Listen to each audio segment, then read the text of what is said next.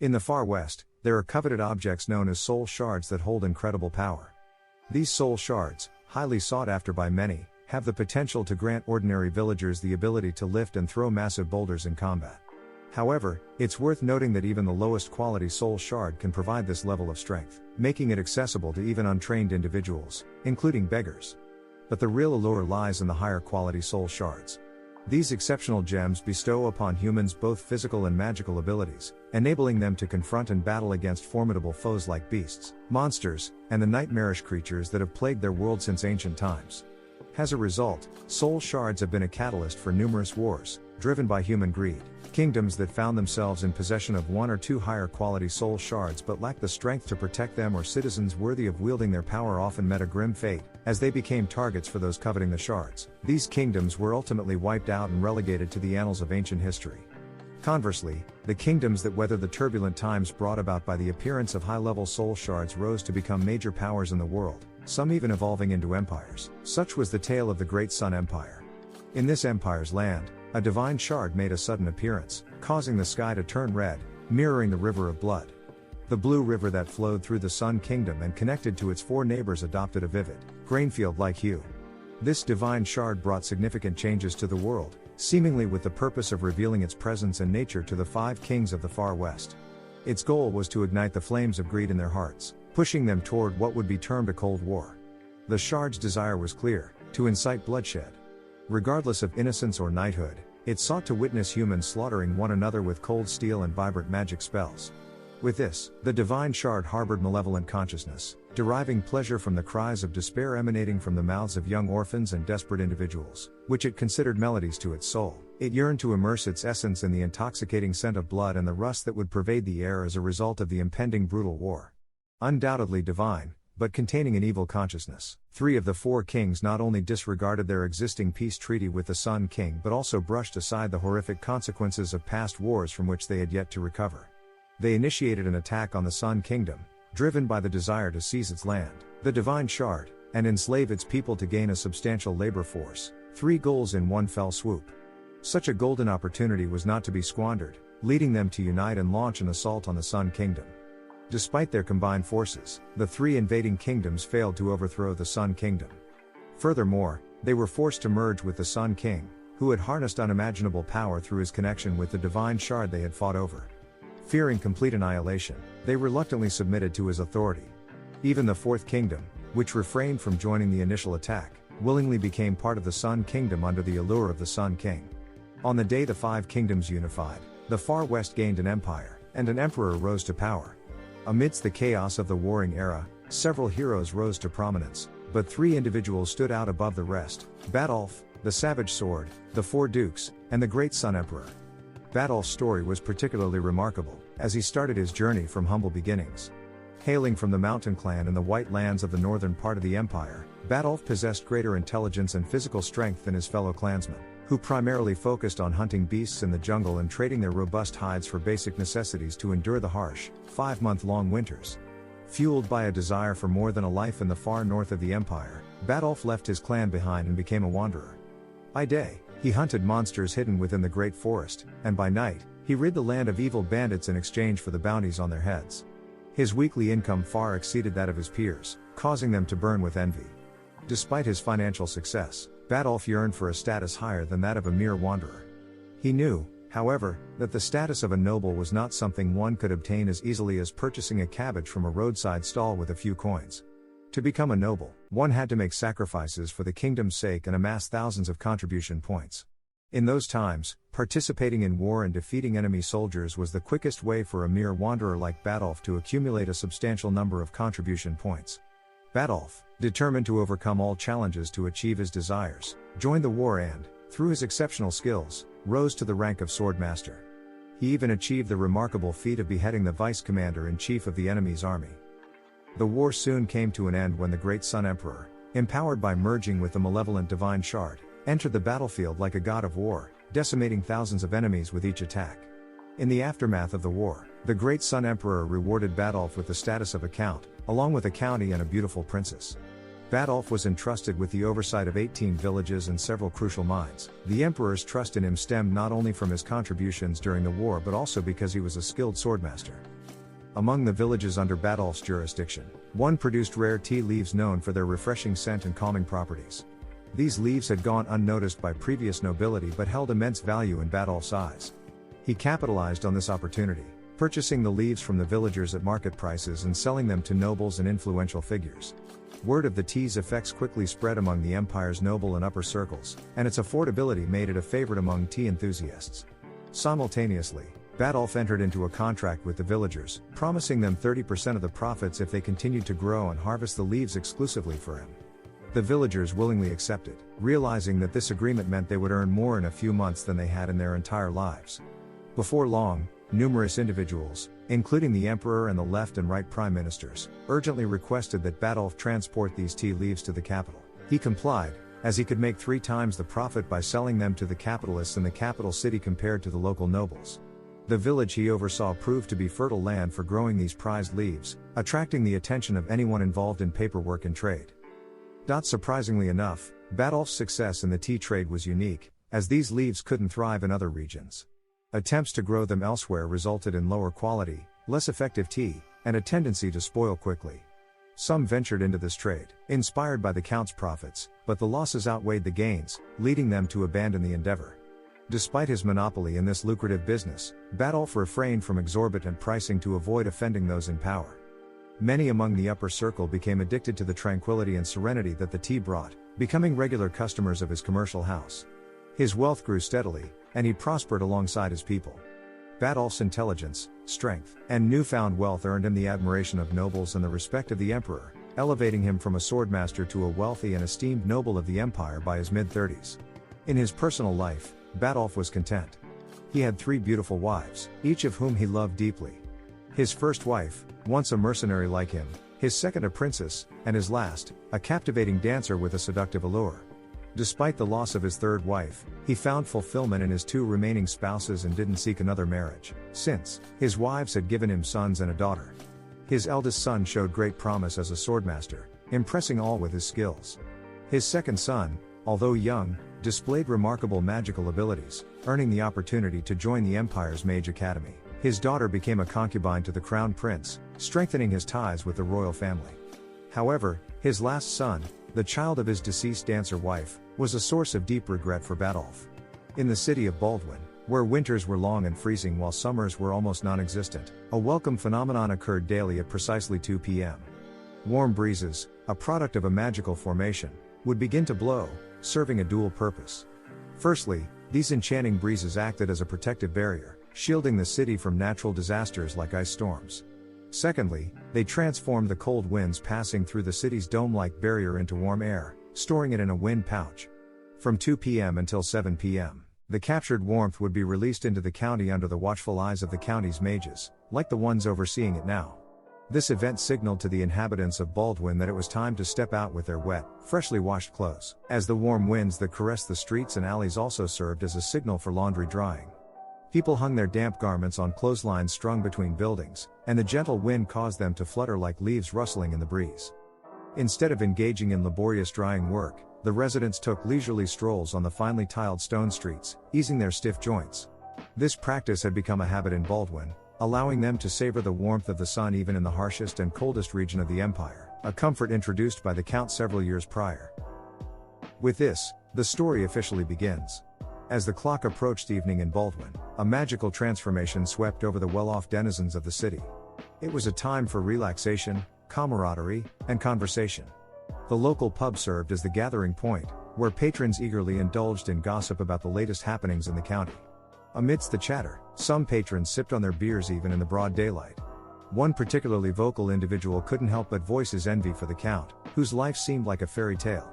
The Count had 2 beautiful wives with illustrious backgrounds, a beloved daughter who was a concubine to the crown prince, a son who had become a knight, and another son about to join the prestigious Mage Academy. To this man, the Count's life appeared flawless, a stark contrast to his own, which was marred by a seemingly overweight wife and an academically uninspired son who obsessively studied basic-level magic runes. Yet, those sitting nearby held a different perspective. They were staunch supporters of the Count and understood the burdens he carried. His days were filled with never-ending paperwork, and every winter, he led a team of knights and mages to confront the monsters lurking in the great forest near the county. They empathized with his struggles and even pointed out that the Count had a son who loved to eat, adding to his familial challenges. One man named Conrad was especially outspoken about the Count's youngest son. At 16 years old, he had yet to achieve anything remarkable, and his lack of ambition and talent had garnered him a reputation as the black sheep of the Count's family.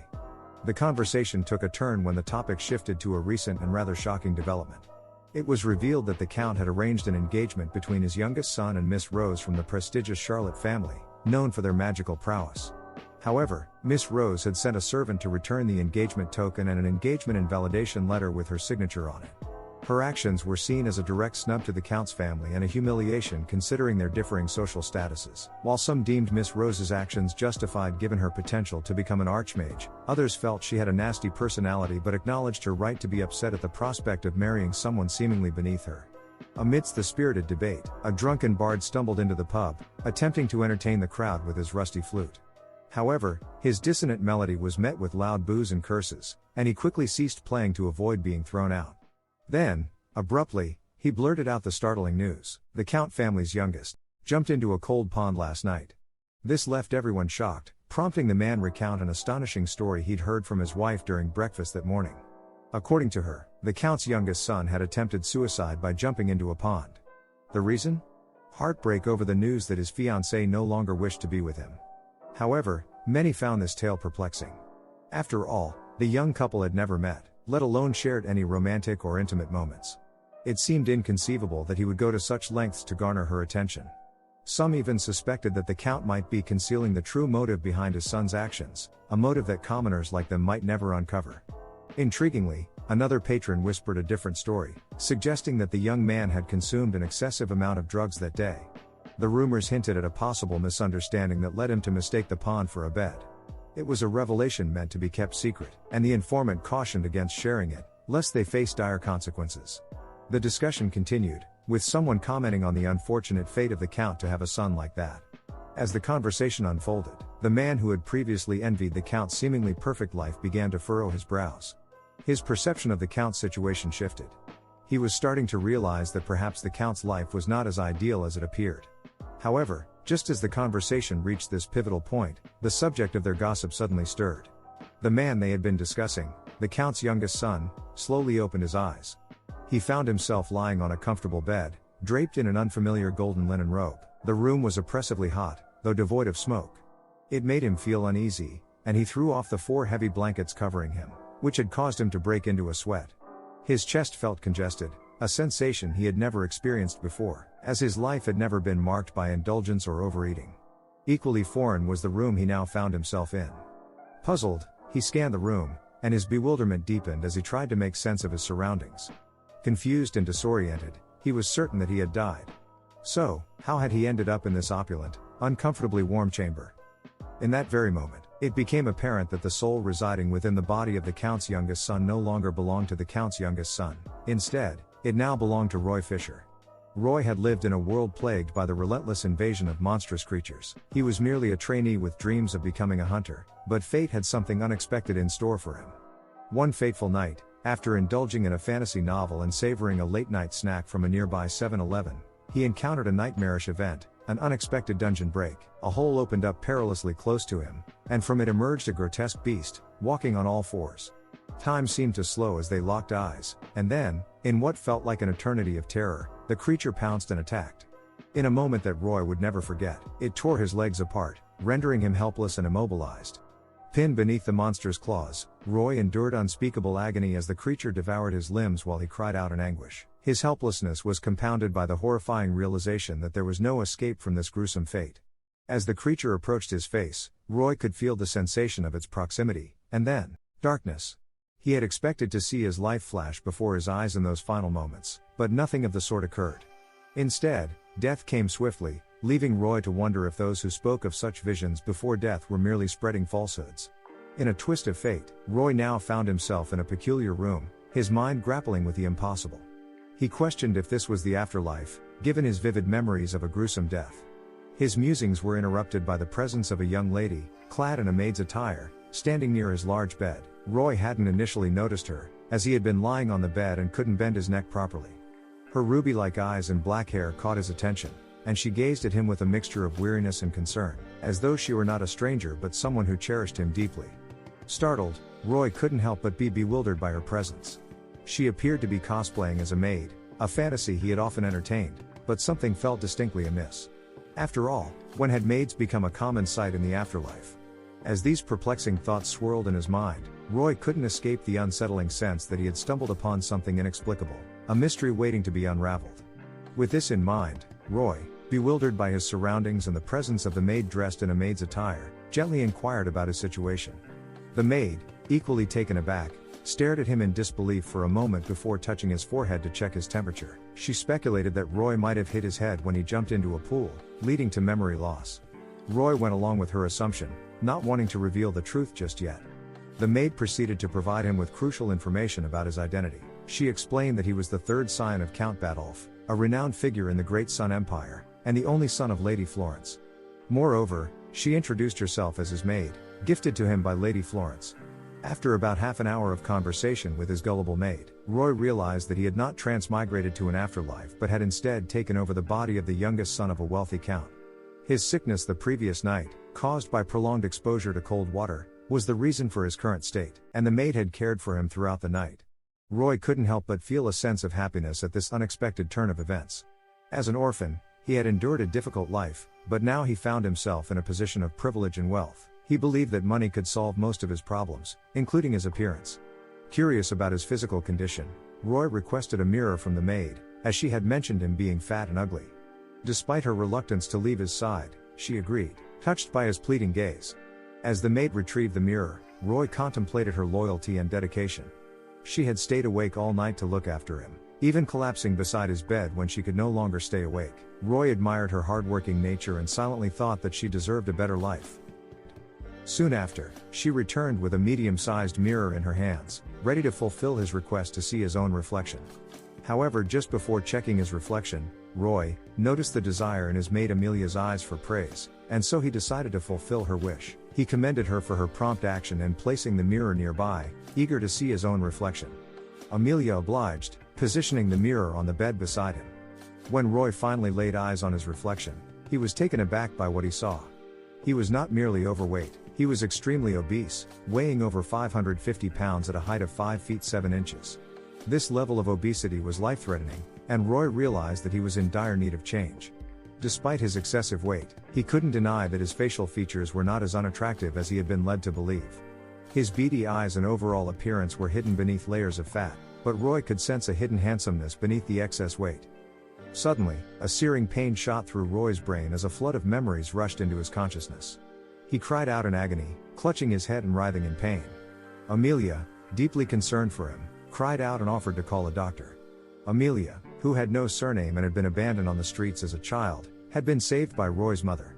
She had shown unwavering loyalty to him ever since. His mother had treated Amelia like her own daughter, and in return, Amelia was willing to devote her life to serving Roy. Despite the intense pain, Roy reassured Amelia that he was fine and wiped away her tears. He had no desire to worry her further. Roy explained that he had suddenly remembered everything, which brought great relief to Amelia. She confirmed that his memory had indeed returned, as he used her name, which he had not done since losing his memory. Overwhelmed with gratitude and joy, Amelia knelt before him and began offering praises to the god of the Great Sun Empire.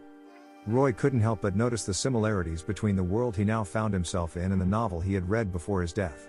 In this world, the Great Sun was the most revered deity, and people possessed the ability to use magic and aura, adding a layer of intrigue to his new reality.